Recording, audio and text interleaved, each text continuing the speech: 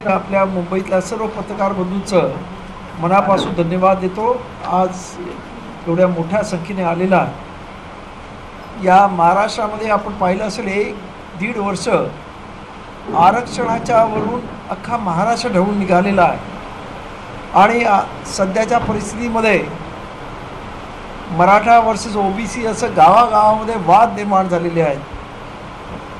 आणि त्याचबरोबर सध्या जो सुप्रीम कोर्टाने एक जजमेंट दिलेला आहे की एससी या कॅटेगरीमध्ये उपवर्गीकरण करण्यात यावं.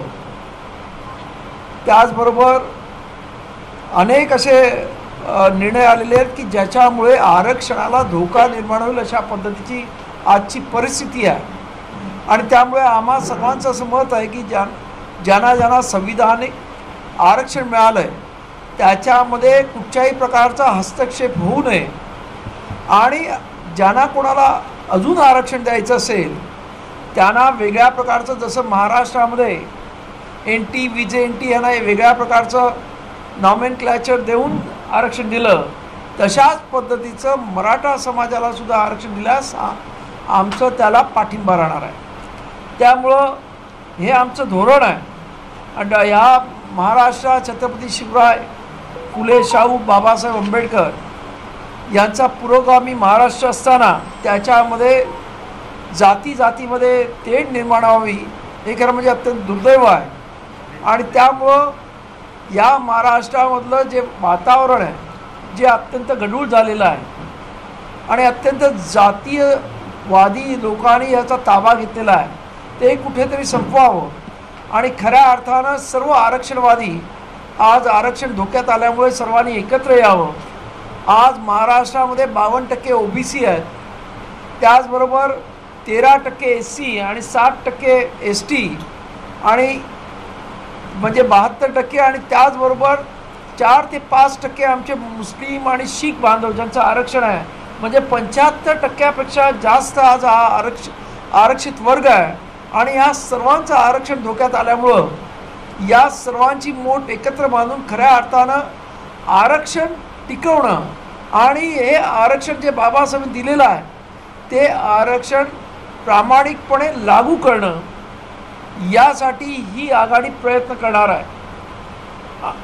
याच्यामध्ये सर्वच जे आरक्षणवादी आहेत आणि जे उद्या आरक्षण घेणार आहेत, म्हणजे माझं मराठा समाजामधल्या सुद्धा लोकांना आव्हान आहे, कारण तुम्हाला सुद्धा आरक्षण हवं आहे तर तुम्ही सुद्धा आमच्यामध्ये सामील व्हावं अशा पद्धतीची आमची भूमिका आहे. आणि त्यामुळं या सर्व भूमिकेसाठी म्हणून आम्ही सर्वजण एकत्र आलेलो आहोत.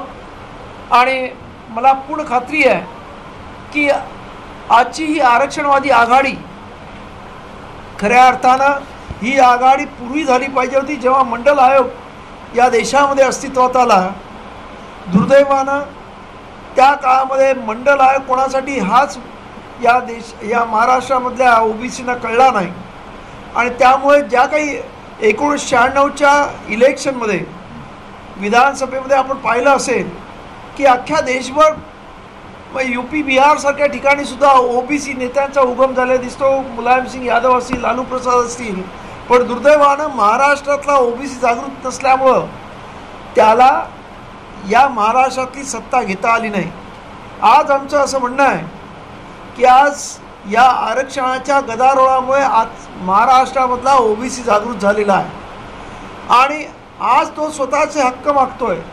आणि त्यांना खऱ्या अर्थानं एकत्र करण्याचं काम आज ही आरक्षणवादी आघाडी करते. आणि त्याच्यातून आरक्षणवादी आघाडीतून खऱ्या अर्थानं सत्ता या इकडच्या या प्रचंड मोठ्या संख्येने असणाऱ्या 75 ते 80% लोक असणाऱ्या या लोकांच्या हातामध्ये जावी ही आमची संकल्पना घेऊन आम्ही आज महाराष्ट्रामध्ये उतरलेलो आहोत.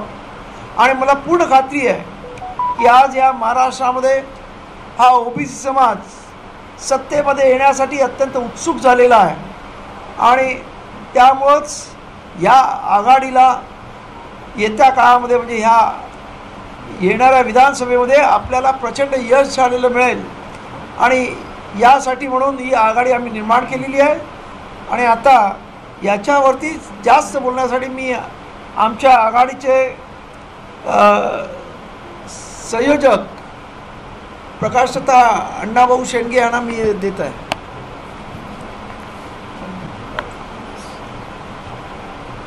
धन्यवाद आनंदराजे आंबेडकर साहेब. या महाराष्ट्राच्या विधानसभेचं बिगुल वाजलेलं आहे. निवडणुकीची फॉर्म भरायची सुद्धा प्रक्रिया सुरू झालेली आहे. आणि ही निवडणूक जी आहे, काही प्रस्थापित पक्षांनी प्रस्थापित समाजांनी या निवडणुकीला सुद्धा वेठी धरायचं काम सुरू केलेलं आहे.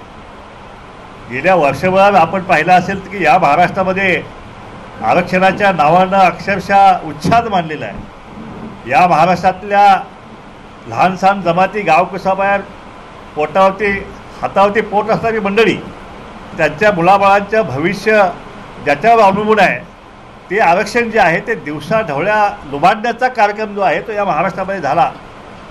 ज्यांच्या हातात या सगळ्या मंडळींनी सत्ता दिली, काही आमदार निवडून आणले, काही खासदार निवडून आणले, मंत्री झाले, आणि ह्याच आमदारांनी आणि ह्या मंत्र्यांनी त्या ठिकाणी ह्या गरिबांचं आरक्षण संपुष्टात यावं आणि एक प्रस्थापित मराठाला त्याच्यामध्ये घुसवलं जावं, या मागणीसाठी अक्षरशः मंत्र्याला टाळे ठोकले. आता आम्ही विश्वास कुणावर ठेवायचा? गेली 75 वर्ष आम्ही निवडून दिलं. 75% जमा ह्या समाज आहे, वोट बँक आहे, आणि आम्ही ह्याच्यावर विश्वास ठेवला आणि ह्याने आमच्या मुलाबाळांचं भविष्य हातातोंडाचा घास काढून घ्यायचा कार्यक्रम केला.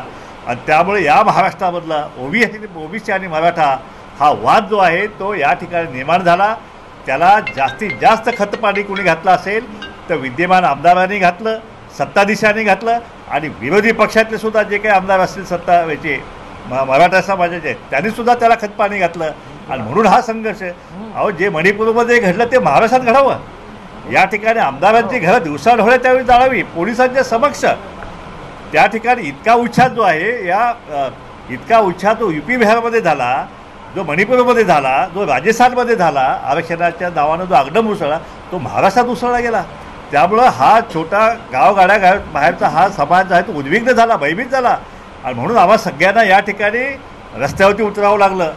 आणि ह्या सगळ्या आरक्षण वाचवण्यासाठी शेवटी आम्ही आंबेडकर साहेबांना आम्ही साथ घातली की आपण आंबेडकर साहेब डॉक्टर बाबासाहेब आंबेडकरांचे आपण रक्ताचे विचाराचे वारसदार आहात, त्यामुळं आपण आमच्यासोबत येणं अतिशय महत्त्वाचं आहे. हे आरक्षण शेवटी हे वाचवायचं आपल्याला. ह्याच्यामध्ये आपण बघितलं असेल गेल्या 2-3 वर्षामध्ये हे आरक्षण फक्त ओबीसी संपवलेलं नाही, ओबीसीचं राजकीय आरक्षण तर संपवलेलंच आहे, पण दलित समाजाचं आरक्षणसुद्धा जे आहे प्रमोशनमधलं आरक्षण काढून टाकलेलं आहे.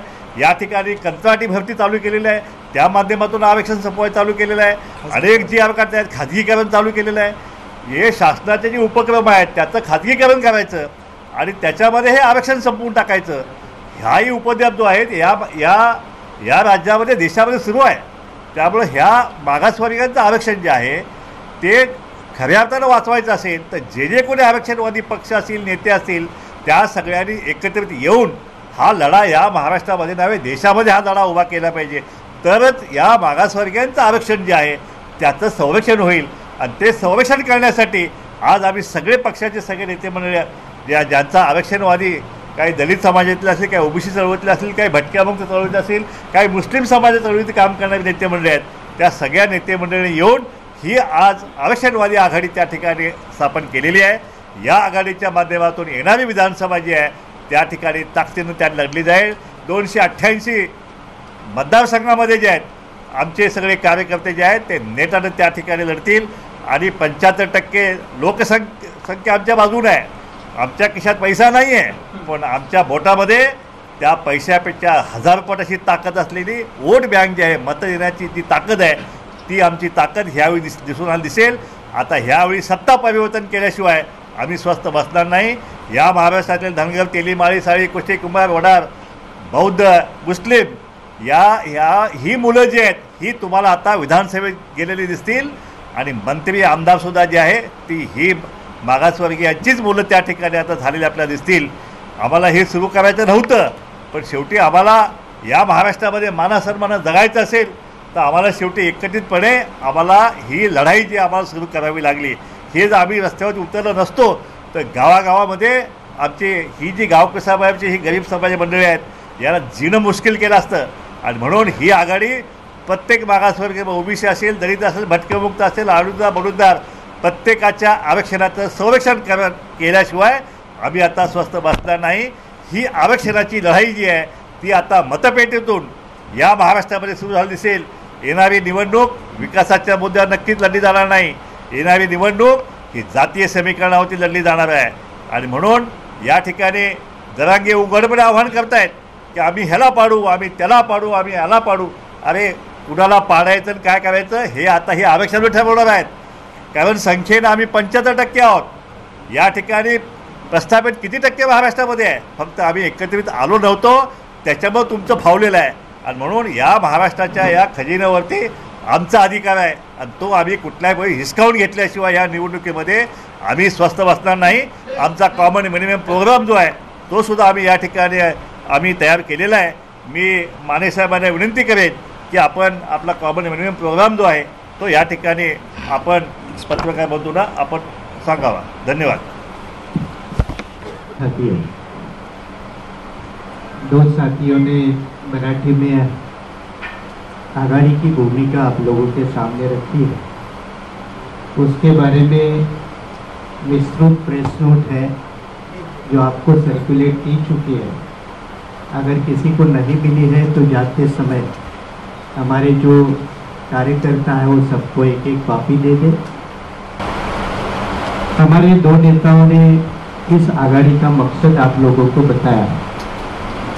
आप अच्छी तरह से जानते हैं कि महायुति और महाविकास आघाड़ी ये दोनों पावर पॉलिटिक्स के अलावा कुछ नहीं कर रहे हैं. इनको सिर्फ सत्ता के लिए संघर्ष करना आता है, लेकिन सत्ता किस लिए इसका जवाब उनके पास नहीं है. और इसका जवाब देने के लिए आरक्षण आधारित आघाड़ी इसका निर्माण महाराष्ट्र में पहली बार हुआ है, जो एक संवैधानिक नीति है. लेकिन संविधान की दुहाई देने वाले संविधान का मंदिर बनाने में लगे हैं. देश भर मंदिर बनाना चाहते हैं. संविधान को लागू करने की बात नहीं है, संविधान का मंदिर बनाने की बात है. और महाविकास आघाड़ी संविधान रक्षा के नाम पे वोट बटोरने का काम कर रही है. अगर ये वोट बटोरने के काम करने के बजाय संविधानिक आरक्षण नीति को लागू करती तो शायद महाराष्ट्र में एक बैलेंस ग्रोथ होती, एक समतोल विकास का नज़ारा नजर आता. लेकिन महाराष्ट्र की जो स्टेटस को इस प्रस्तावित बड़ी बड़ी पार्टियां हैं उन्होंने इसकी तरफ ध्यान नहीं दिया. और इसीलिए इस आघाड़ी के माध्यम से पहली बार SC, ST, OBC, माइनॉरिटी और अन्य गरीब तबका, चाहे वो किसी भी जाति धर्म समुदाय का हो, उसके लिए एक खास सरकारी नीति, बजट की पॉलिसी, एम्प्लॉयमेंट की नीति, रोजगार की धारणा, इस बातों को लेकर चुनाव में इन मुद्दों को उठाना ये एक अहम जरूरत को समझकर भैया ये हमारे अपने आघाड़ी की तरफ से 15 पॉइंट का प्रोग्राम जो दिया है, वैसा एक प्रोग्राम मैं आपको साफ करता हूँ. आप जानते हैं कि महाराष्ट्र की मराठा राजनीति लगभग बड़ी पॉलिटिक्स का हिस्सा है और उसी के अंदर मराठा आरक्षण का मुद्दा आता है. मराठा आरक्षण सुप्रीम कोर्ट ने 3 मई 2021 को रिजेक्ट किया है. 8 आयोग के रिपोर्ट ने उसको रिजेक्ट किया है. मुंबई हाई कोर्ट ने उसके बारे में फैसले दिए. फिर भी जो भी सत्ता में आता है वो मराठों को आरक्षण का वादा करता है. बाद में वादा खिलाफी होती है. लेकिन शेड्यूल कास्ट का पदोन्नति का आरक्षण महाविकास आघाड़ी सरकार ने बंद किया 7 मई 2021 को. 30 अभी सितंबर को एकनाथ शिंदे सरकार ने SC, ST का वर्गीकरण का GR निकाला. जाते जाते इतने GR निकाले कि शायद सरकार को भी GR मालूम नहीं होगा.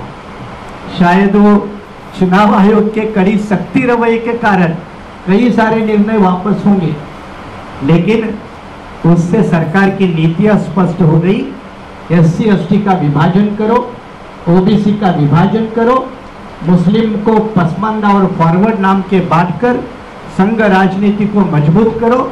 इसका खुलकर विरोध करने के लिए ये हमारी आरक्षण आघाड़ी इस चुनाव में स्पष्ट भूमिका के साथ महाराष्ट्र के जनता के सामने एक रचनात्मक कार्यक्रम लेके आएगी। और इस रचनात्मक कार्यक्रम में ये सिर्फ आरक्षण ही नहीं, तो लैंडलेस लोग हैं, भूमिहीन लोग हैं।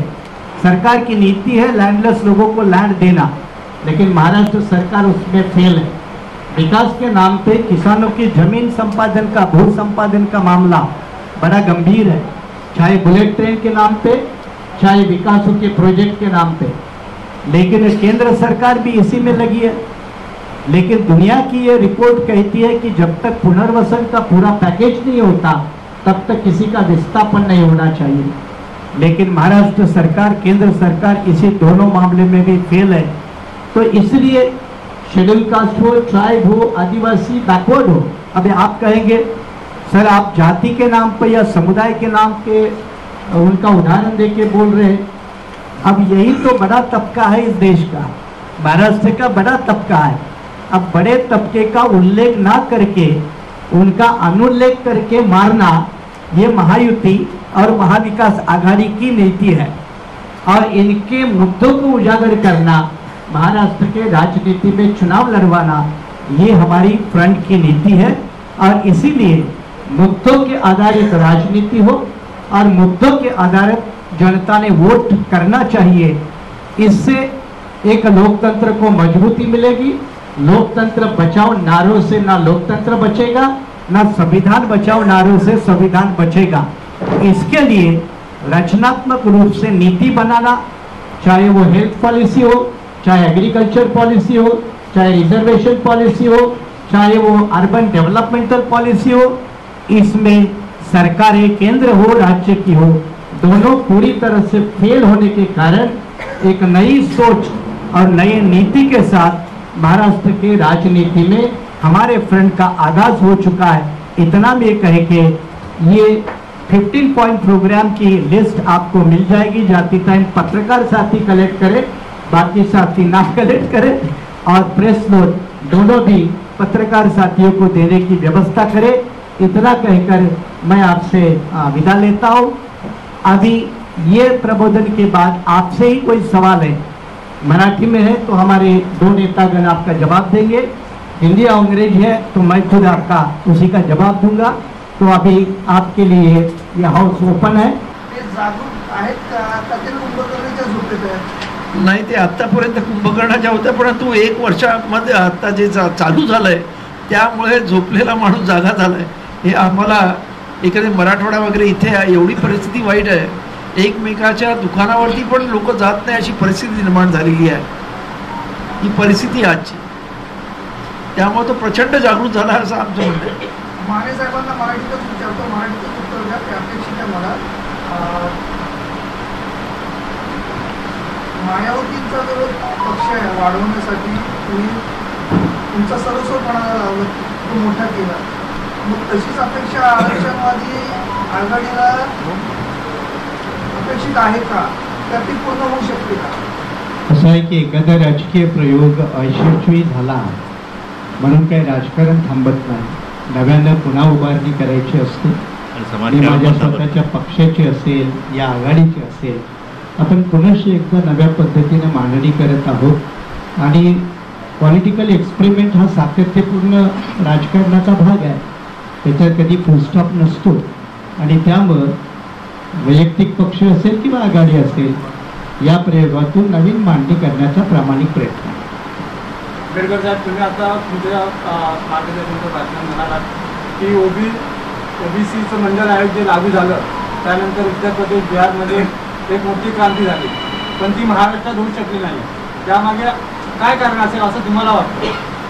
नाही, यामध्ये जो ओबीसी समाज होता तो आधीच एका पक्षामध्ये स्थानीय पक्षामध्ये तो अडकला होता। आणि त्यामुळं हे खरं म्हणजे मंडल आयोगासाठी त्या काळामध्ये महाराष्ट्रामध्ये आंबेडकरवादी रस्त्यावर होते की खरी गोम आहे आणि त्यामुळं त्यांना कधी ते त्यांचं आरक्षण आहे असं वाटलं नाही आणि जेव्हा कळलं तोपर्यंत फार उशीर झाला होता. आत्ता खऱ्या अर्थात परत एकदा तो जागृत झाला आहे. म्हणून मला असं म्हणायचं आहे की UP बिहारमध्ये जे त्यावेळेस घडलं ते आज महाराष्ट्रात घडू पाहत. आरक्षण आघाडीमध्ये एकूण किती पक्षांनी गट आहे आणि किती जागांवर निवडणुका लढवतात? बरं झालं तुम्ही प्रश्न विचारलात, कारण ते खरं म्हणजे सुरुवातीला सांगायला हवं होतं. सुरुवातीलाच ओबीसी बहुजन आघाडी हा एक पक्ष आहे. आनंदराज आंबेडकरांची रिपब्लिकन सेना दुसरा पक्ष आहे. माझं स्वतःचा बहुजन रिपब्लिकन सोशलिस्ट पार्टी हा तिसरा पक्ष आहे. ट्रायबल पार्टी ऑफ इंडिया ज्याचे राजस्थानमध्ये खासदार आणि 4 आमदार आहेत, तो याच्यातला एक पक्ष आहे. पीस पार्टी याच्यामधला एक पक्ष आहे. जनहित लोकशाही पार्टी हाही याच्यामध्ये पक्ष आहे. इंडियन नॅशनल लीग जो केरळमध्ये सत्ताधारी एक मंत्री आहे त्याचा एक पक्ष आहे. रिपब्लिकन एकीकरण समिती ही संपूर्ण महाराष्ट्रभरमध्ये आहे आणि त्याच्यामध्ये अनेक रिपब्लिकन पक्षाचे समूह आहेत, तो आहे आपल्यासमोर. ओबीसी एमटी पार्टी संजय कोकरे हे याच्यामध्ये आहेत. फिरोज मासुलदार या ठिकाणी आहेत. मुस्लिम सेवा संघ ही त्यांची संघटना आहे. अशा एकूण जवळजवळ 11 पक्ष संघटनेचा हा समूह आज तरी आझाद समाज पार्टी म्हणजे चंद्रशेखर रावणांची, तर असे एकूण 11 पक्ष हे सध्या आपल्या आघाडीमध्ये असून ही आघाडी कार्यरत झाल्याबरोबर आणखी संख्या वाढेल आणि इतरही पक्ष या आघाडीत समाविष्ट होतील.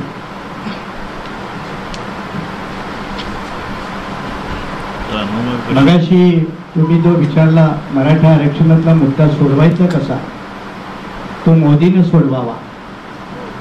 त्याचं उत्तर असं आहे तो मोदींनी सोडवावा. आणि मोदींनी सोडवावा असं मी का म्हणतो, तर आज मोदी सत्तेत आहेत, आम्ही सत्तेत नाही. जे आहे त्यांनी सोडवायचं असतो आणि ते सोडवण्याची त्यांच्याकडे नियत नाही. हे सगळ्या मराठा समाजाला कळावं आणि जरांगेलाही कळावं. मी जेव्हा म्हणालो मोदीने सोडवावा, तर आरक्षणाला सध्या सुप्रीम कोर्टाच्या निर्णयामुळे 50% मर्यादा. 50% मर्यादेचा जो लिमिट आहे तो पार्लमेंटनं घटना संशोधन करून हटवावा आणि मराठ्यांची सोय करावी. त्यामुळे हे BJPच्या हातात आहे, पण BJP ही करत नाही असा थेट आरोप करण्याची ऐपत आणि ताकद ना महाविकास आघाडीच्या नेत्यामध्ये आहे, उद्धव ठाकरेंच्या मध्ये आहे किंवा शरद पवारांच्या मध्ये आहे किंवा आणखी कुणामध्ये आहे. ही नसल्यामुळं हे दोन्ही आघाड्या मराठा आरक्षणाचा फुटबॉल करून महाराष्ट्राला आरक्षणाच्या ज्वालामुखीवरती उभं करत आहेत. ही शोकांतिका. महाराष्ट्रामध्ये 288 पेक्षा आम्ही जास्त लढवू शकत नाही. जागांचा फॉर्म्युला जेव्हा या आघाडीमध्ये 4-5 प्रमुख सामाजिक घटक आहेत, एक ओबीसी मोठा घटक आहे, SC मोठा घटक आहे, ST मोठा घटक आहे आणि DTNT VJNT हा एक समाज घटक आहे. त्यांना त्या समाज घटकातून जेवढे सहभागी होतील त्यांना योग्य प्रतिनिधित्व दिलं जाईल. आणि मग मायनॉरिटीमध्ये मुस्लिम, ज्या मुस्लिम समाजाला गेल्या लोकसभेमध्ये महाविकास आघाडीनं 48 जागामध्ये 1 सीट दिली नाही आणि देशातल्या 4 राज्यामध्ये भारतीय जनता पार्टीनं 1 जागा दिली नाही, तर त्या मुस्लिम समुदायाला देखील प्रचंड प्रतिनिधित्व या आघाडीत राहील.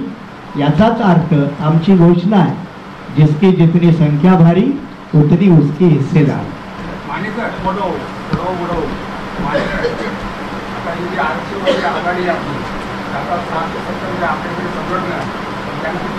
हो घेतलेलं आहे ऑलरेडी. आम्ही अगोदरपासूनची आमची भूमिका आहे.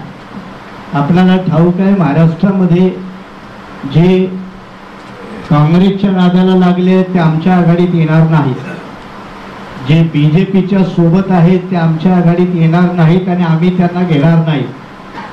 जे बीजेपी काँग्रेसला अप्रत्यक्षरित्या मदत करतात त्यांची आम्ही मदत घेत नाही, त्यांना मदत देत नाही. त्यामुळे स्वतंत्र महाराष्ट्रामध्ये फुले शाहू आंबेडकरी राजकारण, परिवर्तनाचं राजकारण उभं राहावं ही देखील आमची ठोस अशी भूमिका. तुम्ही विचारला आमचा रोग कुणाकडे आहे, तो पत्रकारांनी गाडीला जागा भराव्या.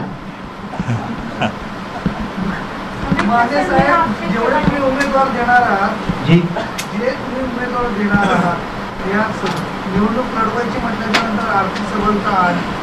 आर्थिक सबलता नसेल तर एक पॅनल छापणे कठीण है. बहुजन समाज ये समस्याग्रस्त लोगों का समूह है, तो हमारी समस्या ये पीढ़ी दर पीढ़ी है, फिर भी संघर्ष करना ये हमारी डीएनए में है, डीएनए में है. तो हम ऐसे हालत में भी संघर्ष करते हैं, करते रहेंगे. पिछली सभा में राहुल गांधी जी ने कहा था और काफी सारे पॉलिटिशियन ने भी कहा है कि गौतम अडानी को एयरपोर्ट बोर्ड पर डिफेंस एजेंसी दी जा रही है और इसका प्राइवेटाइजेशन किया जा रहा है. आपने भी अपने प्रेस में मेंशन किया है कि आप जल जीवन और इस तरह की आर्थिक चीज़ें हैं उन पर आप एक तरीके का संरक्षण लेके आएंगे. अगर आपकी पार्टी को महाराष्ट्र की जनता जीत कर लेके आती है तो आप इसको कैसा रोक लगाएंगे जो प्राइवेटाइजेशन अडानी द्वारा किया जा रहा है? अच्छा. कैसा रोक लगाओ? अच्छा, आपका सवाल बहुत बढ़िया है. उसका मेन जवाब ये है कि ये पीपल्स रिप्रेजेंटेशन एक्ट 1951 जब पार्लियामेंट में बना तब बाबा साहब अम्बेडकर लॉ मिनिस्टर थे. उन्होंने खुद पायलटिंग की थी पीपल्स रिप्रेजेंटेशन एक्ट की. और तब पार्लियामेंट में ये डिस्कशन का मुद्दा आया कि क्या पूंजीपति लोगों को पार्लियामेंट में बड़ी संख्या में आना चाहिए, क्या उनके हाथ में पार्लियामेंट्री नीति जानी चाहिए. तो बाबा साहब का जवाब ये था कि पार्लियामेंट्री डेमोक्रेसी में सबको अपने आप को रिप्रेजेंट करने का अधिकार है, पूंजीपति क्लास को भी है, लेकिन किसी भी हालत में देश की पार्लियामेंट ये पूंजीपति वर्ग के हाथ में नहीं जानी चाहिए. ये बाबा साहब की बात अगर आप याद रखेंगे और आज वर्तमान केंद्र सरकार की नीति, खास करके आर्थिक नीति, इसको जब आप देखेंगे तो आज केंद्र सरकार में बैठे हुए 2 लोग बेचते हैं, 2 लोग खरीदते हैं. और इससे आप समझ जाते हो कि जब ये नीति है तो संविधान ये कहता है कि देश की आर्थिक ताकत तो चंद लोगों के मुट्ठी में हाथ में नहीं होनी चाहिए. और आज केंद्र और राज्यों की सरकारें वो आर्थिक ताकत का एकत्रीकरण करने में लगी है. इसीलिए जल जमीन जंगल का मुद्दा है कि जमीन उद्योगपति के लिए चाहिए, विकास के नाम पे चाहिए, खेती मिटानी चाहिए. इस तरह की जो नीति है उसको आमूलाग्र बदलने की आवश्यकता है. और सिर्फ सरकार बदलने से काम नहीं होगा, नीति बदलना पड़ेगी और नीति बदलने के लिए सरकार बनाना जरूरी है और उसी दिशा में हमारा प्रयास है. मराठी विरुद्ध ओबीसी, ओबीसी विरुद्ध आदिवासी, अनुसूचित जाति का वर्गीकरण किया गया, आदिवासी डिस्क्रिमिनेट की गई, मुस्लिमों को 5% आरक्षण का मुद्दा भी आपने उठाया. सभी पॉलिटिकल पार्टी इलेक्शन में अपने वोटर को लुभाने के लिए वादे कर रही है, लेकिन देश के जो युवा है वो बेरोजगार हो चुके हैं और उनको कोई अच्छा आपकी पार्टी अच्छा ये आपने एक पॉइंट जो पढ़ा उसने हमारे कुछ पॉइंट हाईलाइट किया आपने, इसलिए मैं शुक्रिया आपका अदा करता हूँ.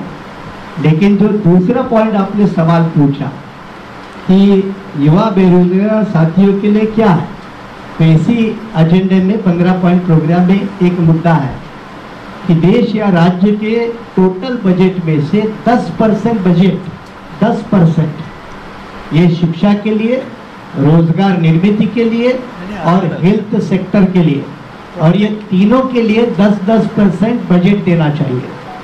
सरकार आज क्या कर रही है, एजुकेशन नॉन प्रोडक्टिव सेक्टर मान रही है, एम्प्लॉयमेंट प्राइवेट प्लेयर के हाथ में दे रही है, हेल्थ सेक्टर प्राइवेट प्लेयर के हाथ में दे रही है. तो इसका नुकसान जो है वो समाज का निचला तबका भुगतता है, ऊपर वाले तबके को इससे फर्क नहीं पड़ता. और इसीलिए बजट से प्रावधान से शुरू हो और योग्य नीति के साथ उसका अमल हो, ये भी हमारी धारणा है. माने साहेब, आपल्या आघाडीचा मुख्यमंत्र्यांचा चेहरा आता जेव्हा महायुती हिंमत करत नाही मुख्यमंत्री सांगायची, आणि महाविकास आघाडी पण मुख्यमंत्री कोण सांगायची हिंमत करत नाही. तर आम्ही इथं बसलेले सगळे मुख्यमंत्री आहोत असं आमच्या वतीनं तुम्ही त्यांना सांगा. DNA संघर्ष आहे, मग सगळेच मुख्यमंत्री. चालेल, बघू आम्ही. संघर्ष कुणाविरुद्ध करायचा हे आता आम्हाला कळतं, त्यामुळे तो मुद्दा नाही. जी मेरा छोटा सा सवाल है. जी. आप लोगों की काफी मीटिंग चलती रहती है और आप लोग काफी बिजी रहते हैं, आप लोग हमें अपना समय नहीं दे पाते, लेकिन जब आपको हमारी जरूरत रहती है तो आप लोग हमारे यहाँ आते हो. हम उस चीज़ के लिए भी आपके शुक्रगुजार है कि चलो हमें एक मतलब मदद करने का मौका मिलता है. लेकिन सर आपकी पार्टी अगर जीत के आती है तो पत्रकारों के लिए क्या करेगी? वेरी गुड, वेरी गुड, बहुत अच्छा सवाल है और मैं आपका शुक्रिया अदा करता हूँ. पत्रकारों के लिए एक प्रेस काउंसिल ऑफ इंडिया की गाइडलाइन है और उसके लिए एक रिपोर्ट है. वो रिपोर्ट आज तक सरकार ने किसी ने लागू नहीं की, किसी ने लागू नहीं. ये पत्रकारिता ये अभी भी विदाउट प्रोविडेंट फंड और पेंशन वाला विदाउट ये जॉब है. मैं उदाहरण के तौर पे कहता हूँ, जैसे किसान या खेतिहर मजदूर उम्र 65 साल के बाद उसको पेंशन मिलनी चाहिए, वैसे पत्रकारों को भी 65 साल की उम्र के बाद पेंशन मिलनी चाहिए. वो एक मुद्दा मैं आपके सामने रख रहा हूँ.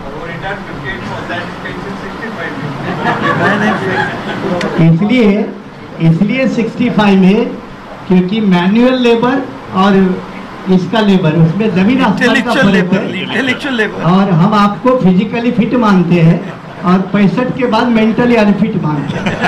इसमें और एक पॉइंट आपको ऐड करना पड़ेगा. मैंने ऐड नहीं किया, मैंने वो प्रेस काउंसिल ऑफ इंडिया की रिपोर्ट और सरकार की एक रिपोर्ट है, उस रिपोर्ट का एक मुद्दा आपके सामने है. सर और एक पॉइंट हमको ऐड करने का जी. सर ये आप तो रोज हमेशा मीटिंग इधर ही लेते हैं. अब ये जब आप जीतेंगे तो 5 स्टार में मीटिंग लेंगे सर आप. जेब में पैसा आएगा. ये सवाल है ना, आप महाविकास आघाड़ी के नेता को पूछो, हमको मत पूछो.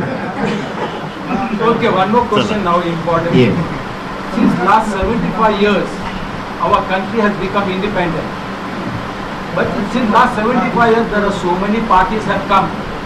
At the time of election, everyone says we will do this, we will do that. But nothing has happened, sir. I think British rule was much better than what our politicians are ruling in right now in front. What is your question? So that's what I want to know from you, sir. What you are going to change it, sir? What changes you are going to bring it, sir? Okay, thank you. Our independence has completed 77 years, not 75. 75 to what? And we are celebrating 75th year of the Constitution of India. अब आपका जो सवाल है उसके बारे में जवाब straight forward है. We need a fundamentally, drastically change in the national policy of agriculture, national policy of industry, national policy of education, and national policy in economy. We need a drastically change. And when we say drastically change, it means if you take the figures given by several reports, global reports, like a hunger index. Now if you take a hunger index, our PM proudly says that my government is providing free food to 80 crore people of this country. Now this is called as a dependency. Instead of providing a free food to 80 crore, you provide them employment, gainful employment. And therefore we need a drastic policy change. And therefore we have to change the rulers. Wishing you all the best. Thank you.